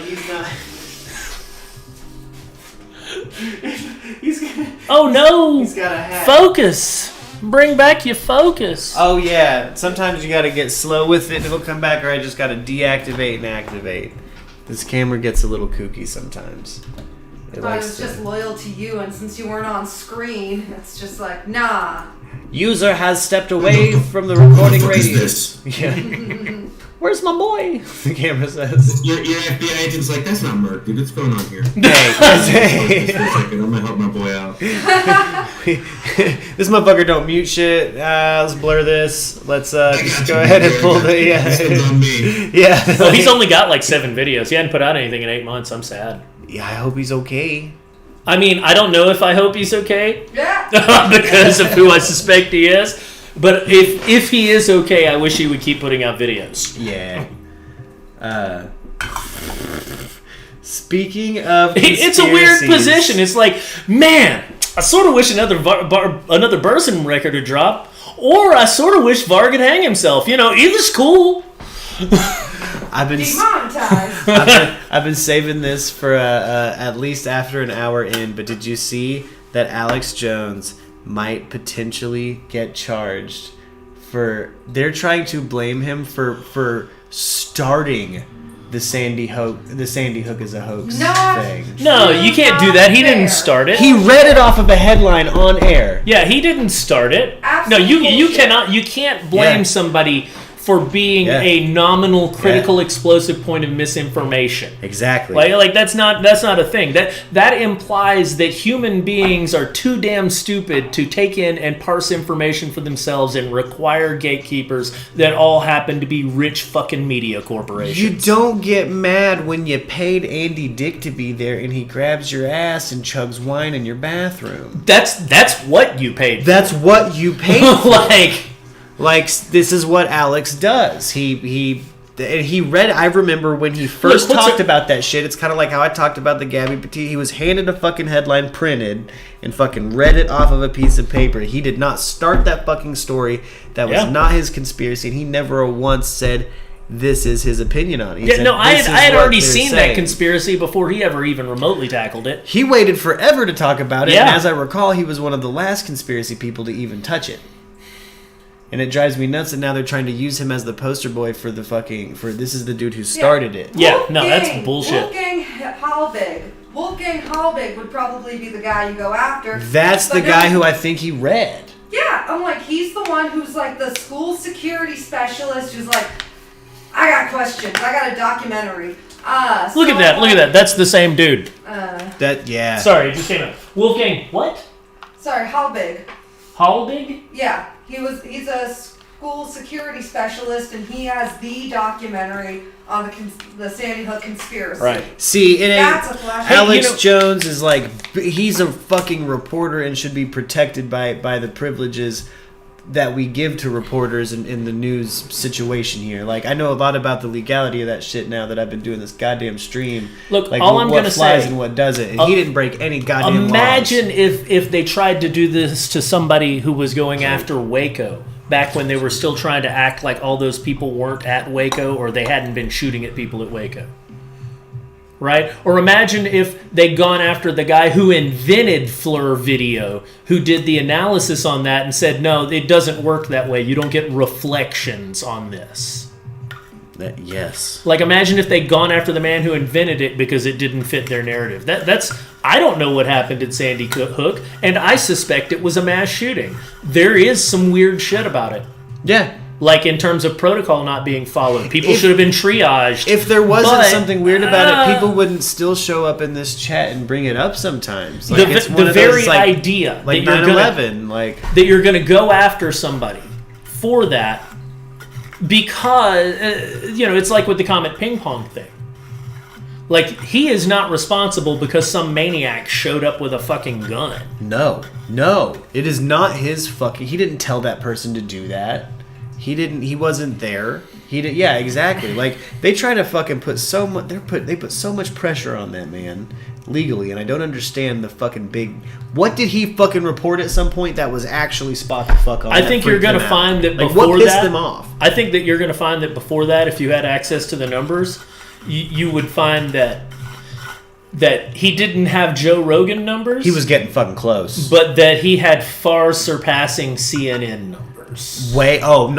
Double lapping. Like, yeah, and that considering that, I think they were like, nope, You're too influential. He's too influential. Like, I think Alex Jones, who has often been right about things, is in general a human being who is full of shit and a doomsayer. There are memos from the Trump administration to Alex Jones in the beginning of the Trump administration before they came after Alex Jones about him setting up an actual news bureau.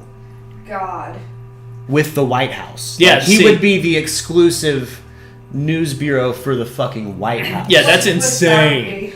That's insane. Yeah, like right, there's like actual because I'll tell you emails. guys, like I read the words of some pretty terrible people. Like I have read the word, like people I'm not going to recommend anyone reads. But a lot of these horrible people are also obsessive folks who like to research, and I can look through their stuff and go through and confirm or figure out what's bullshit for the future. It provides a roadmap for me that's sort of half already been done that then I can work with. Yep. And you don't move forward by censoring horrible people. Nope. Like, that's the whole point of freedom of speech. It's not to protect appropriate ideas. No, exactly. When a fucking massive platform like fucking YouTube disallows Alex Jones. Yeah. That's insane. Like, he should be allowed to at least make another channel. If you want to deactivate his channel and do what you do for every other content creator that violates your TOS, fine. Strike his channel. Give him Debbie. 3 strikes. What up, Debbie? But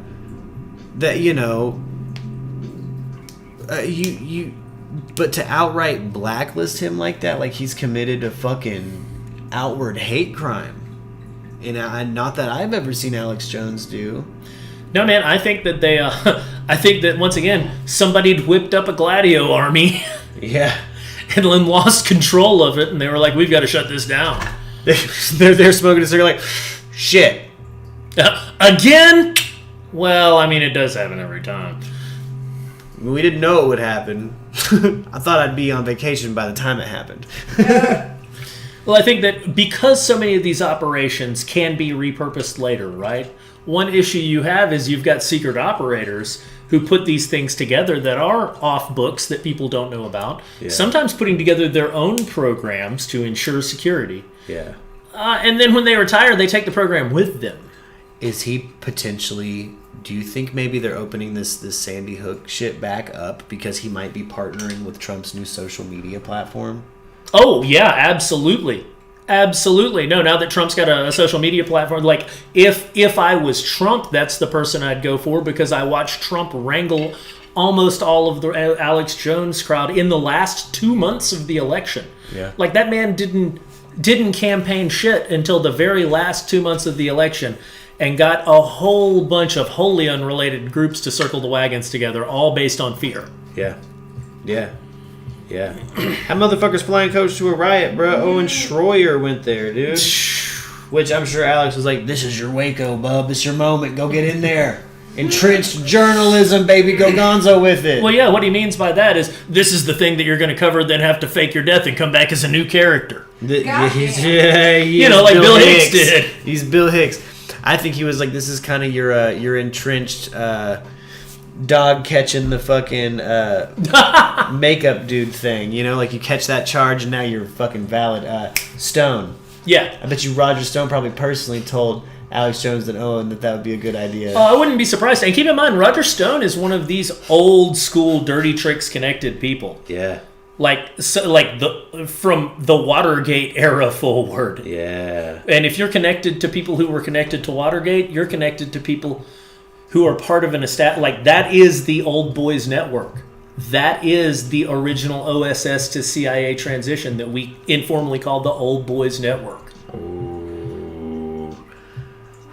And Trump's always been associated with that because of Roy Cohn. And they've asked him to run for fucking the president as a Democrat for fucking so long. Yeah. They've been asking him going back to what, the 90s? Since he aged into it? Yeah. I mean, fuck. Huge donor, seen at 1 million galas. Yeah, that's just a character who knows how to jump fences to play the winning hand. That's just a character played by Martin Sheen. We're going there, hold up. We got references. We got visual references. I played it on the stream before. We're going there. It's Conspiracy Thursday. This is allowed. Doesn't even look. No, if you comb that hair forward and do a lot of other stuff. If you comb the hair forward and wear a shirt that the neck is one size too small, so his gobbler hangs over.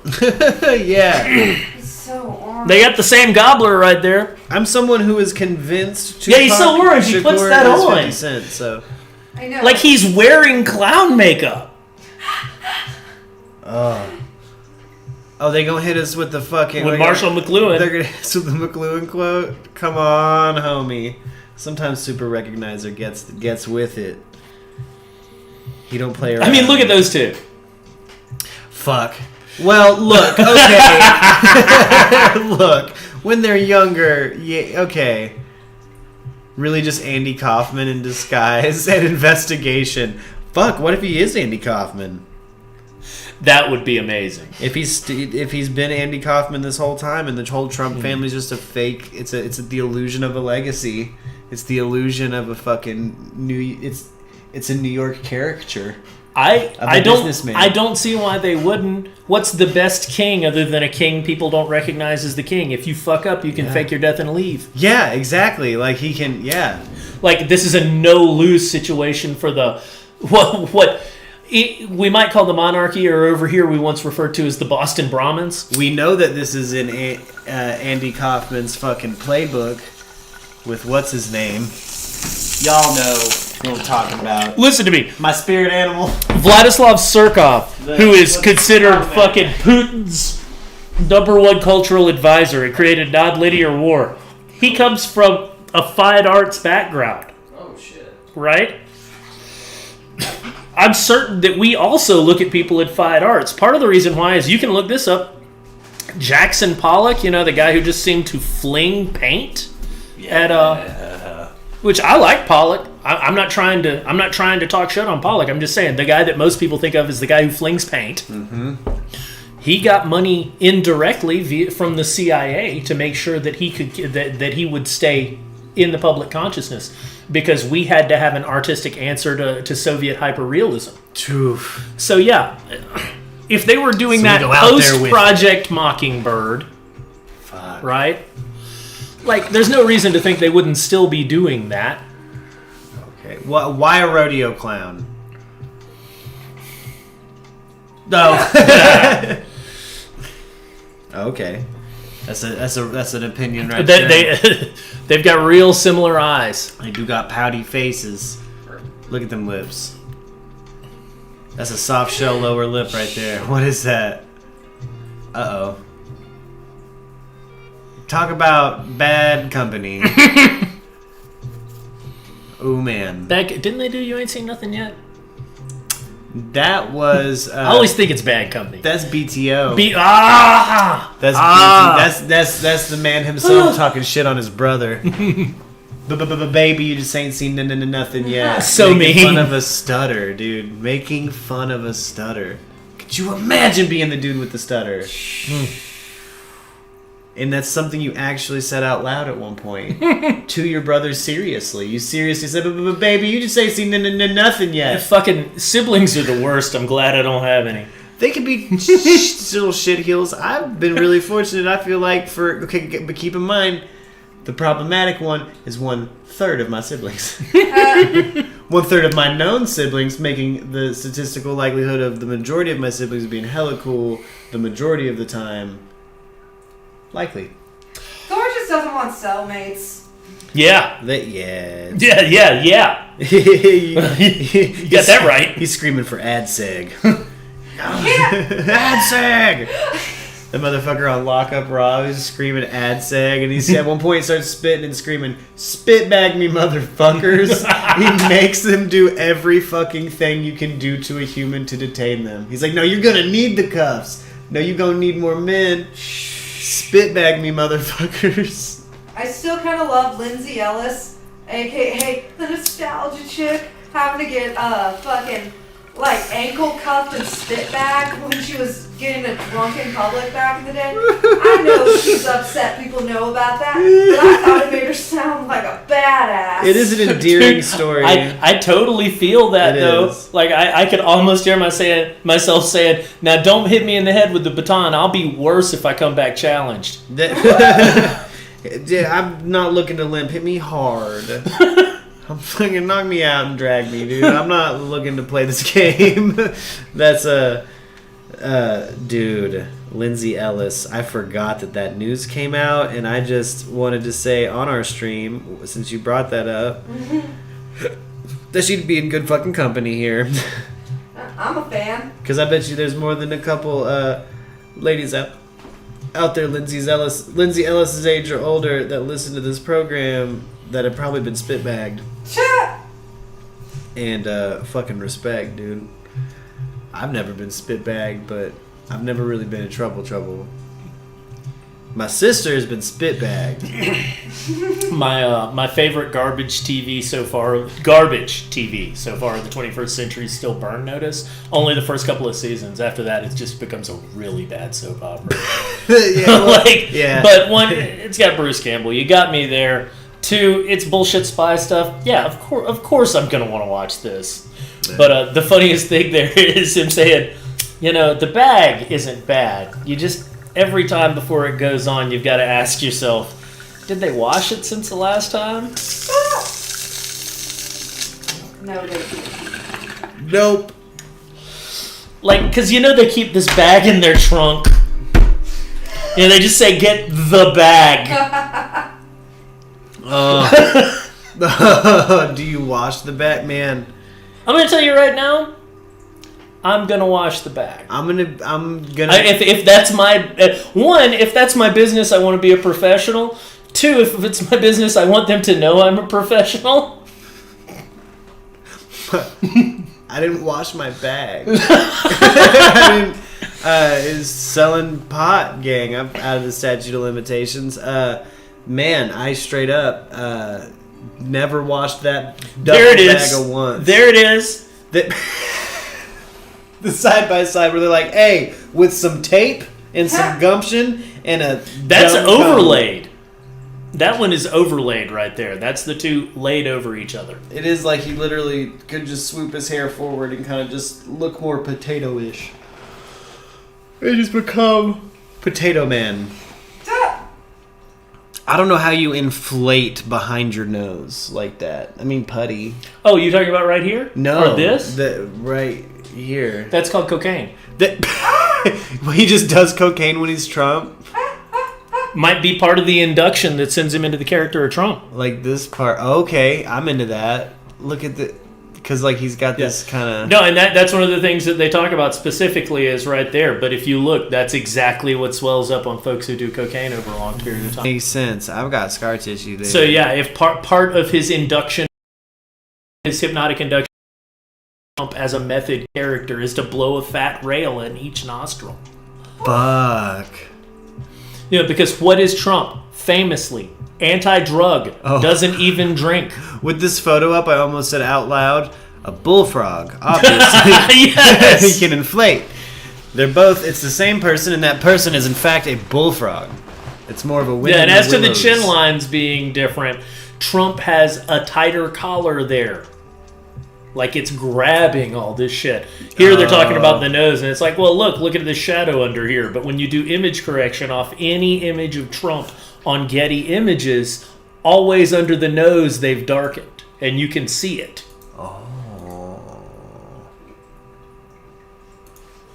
It is weird. It would be weird if Trump was just like, hey. But look at the shape of those two noses.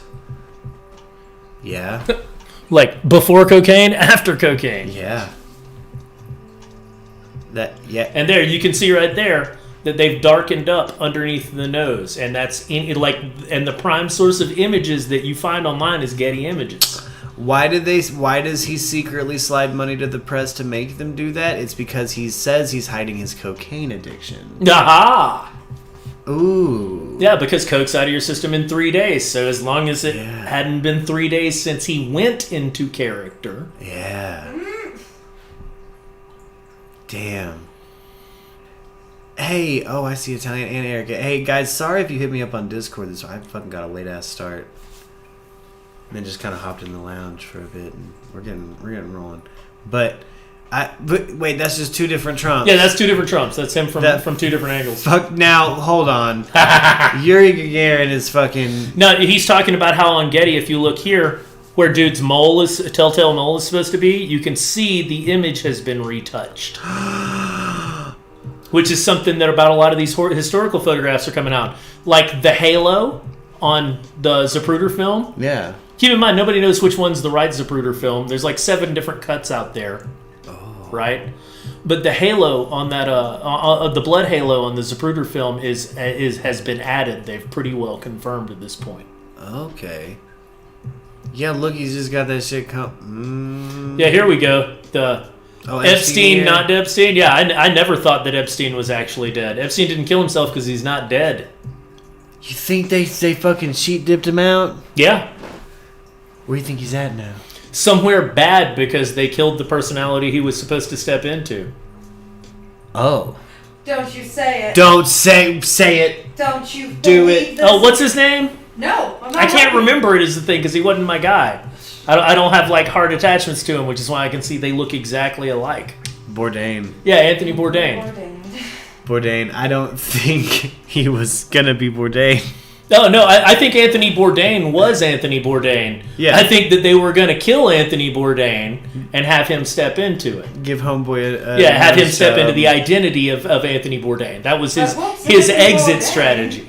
Fucking... Yeah, hey, look into the family that Anthony Bourdain's girlfriend was involved in. What? Asia Argento? Yeah, she's an Argento, so she was banging young dudes. Yeah, no, that was Bourdain's handler. Ooh. I mean, they never spent time together. He was always no reservation in somewhere. Mm-hmm. He's always off somewhere having no reservation. Oh, yeah, he's always off everywhere for something.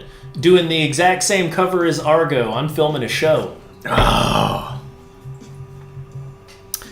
Man, he sure the fuck is. Look at that. It's an enormous hand on his shoulder, by the way. Is he hanging out with Shaq? Who is that? I bet Donald Trump is stoked. He'd be like, "That's my hand, and yes, it's huge. It's my ginormous, huge hands." Yeah, and people have asked about subtle differences to me in like the mouth structure. Oh. Different set of dentures. The fuck you? Oh man, dude, yeah, that can actually change the shape of a face. Oh, anybody who's known anyone who's lost all their teeth and gained dentures has seen how much a face can change and change afterward. It makes the motherfucker look completely different. Yeah, our friend Leo, man, he Yeah. could walk by me on the street right now and I wouldn't recognize him because he got a full set. Bro, yeah. Dick Gregory, there are 2 Donald Trumps. I forgot Dick Gregory said that shit. He's like, there's more than one, baby. Hey, look, I've seen 2 Donald Trumps, and by that I mean I've seen footage of him at a rally making fun of his hair and making fun of himself in a way that you would never have seen on television. Really? Yeah, the guy has a sense of, in private or quasi-private, the guy's not afraid to make fun of himself and have a sense of humor. Which is part of the reason that the people who like him so much are so into him. I kind of would imagine there's some Molly Golightly behind there where it's like he's this character when the cameras roll because he's like a successful, you remember, intelligent person. Like, you hate him or whatever. It was funny when he said, "Hey, we should buy Greenland," and everybody's "Brr!" And then he tweets a picture of Greenland with a Trump Tower on it. Like, that's funny. That's pretty funny. Like, it might be the type of funny designed to specifically make you mad. He did, but the people it was designed for laughed their asses off. The way he handled Kofifi. Yeah. Like, the other day in Discord, I made an announcement in the announcements page and did a VFI and realized how easy it is when you're kind of tired and stoned to do a VFI. Yeah, and look, I'm not like. You're not going to get me defending that guy. Yeah. But if you don't like him, you're probably more likely to beat him and him like him if you recognize him as a human being, not some sort of media demon. Yeah, I will say Christian Bale turning into Dick Cheney is jarring. What about, what's his fuck as the Penguin? That's unrecognizable.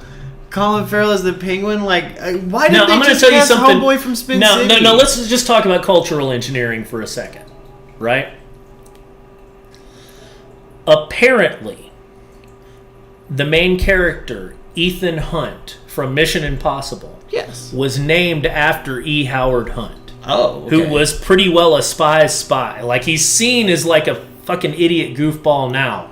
But to look at the man's record, like, he's seen as an idiot because you heard about the shitty blue, not all of the things that he did achieve that he was trying to achieve, right? Yeah, you're going to hear about his successes in that line of work. Now, when I say Mission Impossible, you think about 3 things. One of them's very new. One, Scientologist Tom Cruise. Odd connection. Yeah. 2, Yeah. this message will self-destruct. Fuck, okay, yeah. And 3, Your face changing. face changing. Ooh. If Government you've ever does heard of the concept of predictive programming, I don't know where I stand on that. I understand the concept and I believe that it could be utilizable. But if you've ever heard of the phrase revelation of the method, that might resonate with you a little more on what I'm talking about. Because once again, since about 1953 in the U.S., for certain, absolutely, the intelligence agencies started utilizing and trying to understand the occult. Yeah. Like, whether you believe in it or not, whether they believed in it or not, whatever they thought they could learn from it, even if it was just organization and hidden structure. They saw how it worked for the Nazis in World War II and learned from that, and then they started applying that similar, like, look, if we militarize it now, if we make a militarized or, like, within our military-industrial complex, make it a branch that specifically fucks with that, we're better off than not. Yeah. You know, even just at the time, post-World War II, just the inclination of better off than not. And that's all they were operating on. Yeah. Like, you can see guys from the Rand Corporation saying limited nuclear war is fine because if you lose half the population of a country of 100 million, you've still got a large country of 50 million. Yeah. God. Yeah. That's you know, better off with it than without it in these people's line of work. That's how I think. Like with stuff like that where it's like, yeah, they must have something like that. It would only make sense that there's, and then you see, you know, again, almost a militaristic infiltration of other religious sects or cults that become specifically the MO of this fucking group. Right. Like the fact that you could turn the Rajneeshis into a militarized cult. That's doomsday. Like, here's a question. What were they armed with? Were they armed with MAC-10s? Like Uzis, baby. We should find out if they were MAC-10s, because at that point in time, like, you saw them in the movies, but it was actually really fucking hard to get a hold of a MAC-10. And the people who had them, surprise, surprise, are all linked through Mitchell Warbell, who is OSS since he was involved in an operation in China that paid them in 5-pound sacks of opium. Yeah, here we go. Okay, so that's 85, 3 years after Warbell's dead, 2 years after Warbell's dead, something like that. At that point, yeah, the Macs proliferated. Yeah. Included 2 Uzi carbines, 4 M1A1s. Damn. M1A1 is not a copy of the AR-15. 6 357 Magnums.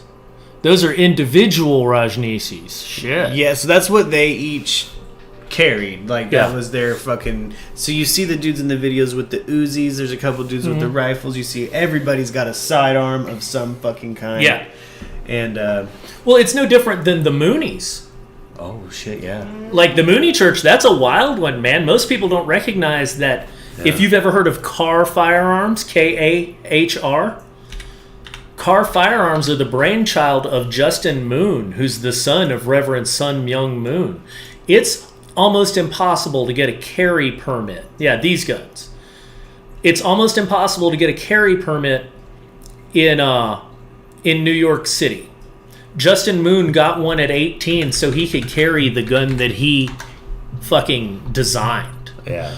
The Moonies were the ones that thought their leader was or one of the ones that thought their leader was Jesus, right? Yeah, they're a big Korean church that's got huge ties to the KCIA, the Korean CIA. His handler's named Bohai Pak, or was. I don't know if he's still alive. And yeah, man, they're another one of these stay-behind armies. So, Justin Moon, like I said, he got his carry permit at 18. It took 10 years for De Niro to convince the cops to give him a permit. Trump spoke at a Mooney 9/11 memorial event and praised them. That tracks, because the Moonies, the mob, and the Nazis have long been tied together. They all show up in Bolivia in 1980 to help take over the country. Yeah. Okay, and this is the religious wing. Then you have the mob. Oh, god damn, it makes sense. Yeah, because Vesco, Robert Vesco, if anyone knows who that is, had escaped to Argentina and convinced them to pass a law because he spent so much money to not extradite him for tax problems. And keep in mind, Vesco donated very heavily to Nixon. We always seem to what I love about our conversations in particular about these types of conspiracies is we understand this is going to be a multi-pronged attack. Oh yeah, no, it's so many different groups that had a general goal and are in general unrelated but often cross over. Yeah. Another thing with the Mooney gun, right? The Moonies made a lot of money off the NYPD because for a long time a car was one of the few approved guns that you could carry off duty. In New York, they just call it the Mooney gun. Yeah, that's fucking weird. Now, there's like 80,000 fucking something like that. Like some astounding amount of police officers in New York City proper. That car firearms guy talks about weapons like a fucking crusader talks about his sword. Well, that's because that's how the Mooney Church treats firearms. That's why they have these AR-15 weddings. That's so fucking wild. Like AR-15 arranged weddings. Yeah. They treat their guns the way magicians treat their ceremonial daggers sometimes. Hey, my rod and my stash shall comfort me, and that includes the 1930s gangster definition of a rod. There you go. Okay, damn. Like iron rod? Well, you mean the one that's hollowed out and that I shoot fucking lead through? Okay. Yeah. That's a magic wand that dispenses death, my man. And they use wand imagery constantly. I'm a firm believer that cigars were used as wand imagery for a long time, which is one reason that Jimmy Savile always had a cigar. I believe Jimmy Savile played the role of court magician to the UK, court. Churchill. And in UK governance back then, a cigar was it meant a certain thing. It was a class thing. Yeah, very much. So it was a wand. Like you're specifically speaking to a very specific demographic by smoking that. Yeah. You know what I mean? You're saying I'm this, and we are fucking united in that. Yeah. There's a reason that they associate cigars with rich people back in the 30s and 20s, and it's very much a class reason, you know? Well, automatically that makes it a bit of a magic wand in that it's a symbol that by virtue of me utilizing it, you place me within a class. I get that sense of majesty or authority that we were talking about. Very subtly and hardly any anymore. In fact, it's been counter-programmed at this point. Yeah. But during that period, no, that was a sign of success. Well, if you're living through the Great Depression, maybe you're listening to the people who seem successful. Because, I mean, shit, dude, they're still calling half a chemistry alchemy. There's a beautiful scene in The Crown where the Queen is basically asking for advice from the Prime Minister. Like, she's really getting it from the press and she doesn't know what to do. And he explains, like, look, I run for, I smoke a pipe on TV. I infinitely prefer cigars. I drink this when I'm on camera. I infinitely prefer the richer thing. Yeah. Like, I talk as if I am your constant opponent, but we talk every Thursday, and my record shows I am a fucking zealous monarchist.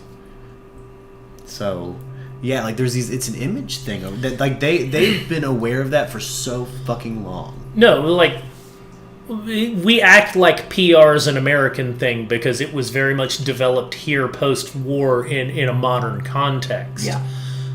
But what they got their concepts from... That started with Henry the fucking Eighth. Pretty much. He formed in the Anglosphere the concept of fucking, dynastic majesty. Mm-hmm. Before that, who held the majesty? The Pope. Yeah.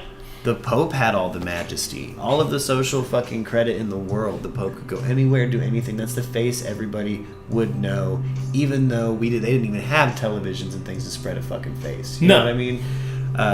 They're reading descriptions of this fucker. Henry VIII said, fuck that Church of England, fuck the papacy. I am, and he's the first royal to use that word in English. I am majestic. Well, and he ends up creating a sense of individuality for the West that hadn't been there, even if it's the individuality of your own state. Yes.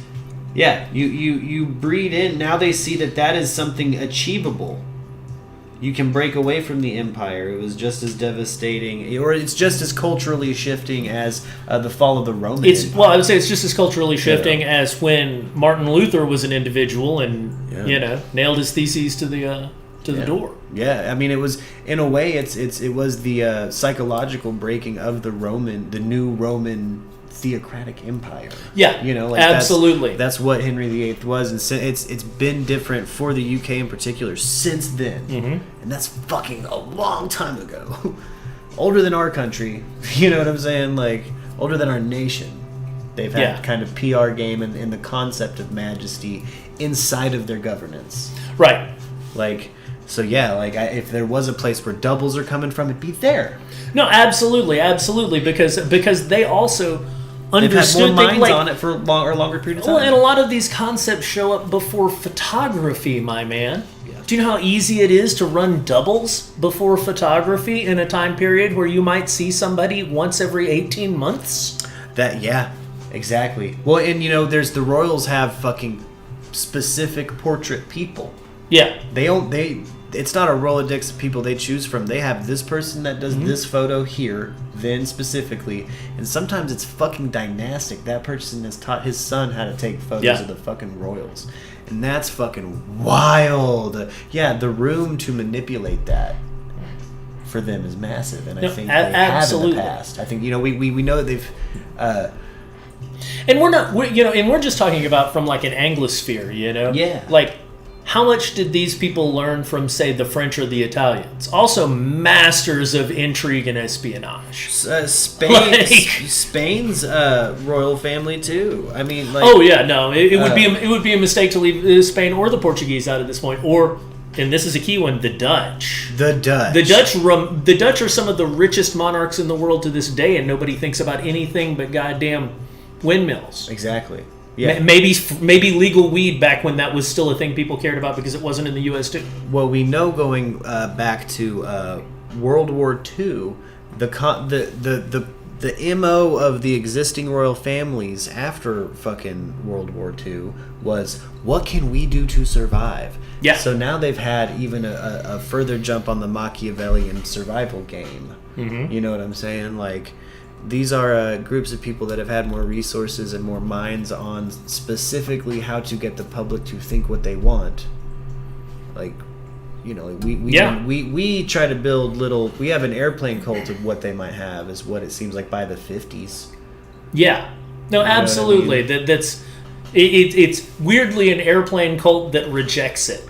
Yeah. Yeah, that's like, that plane in the sky that drops food is bullshit. We made our own. And then we nuked Japan with it. But yeah, take the spawn rep. Man, I don't know. The craziest thing about all that is how over the course of especially the last 20 years, they have made America just fall in love with England and by extension Canada. Because Canada's a Commonwealth country. Yeah. We get an astounding amount of British and Canadian people playing Americans. Let me tell you where my generation's love for Canada came from? Because a lot of people will shout out things like Trailer Park Boys, but I'm going to go back.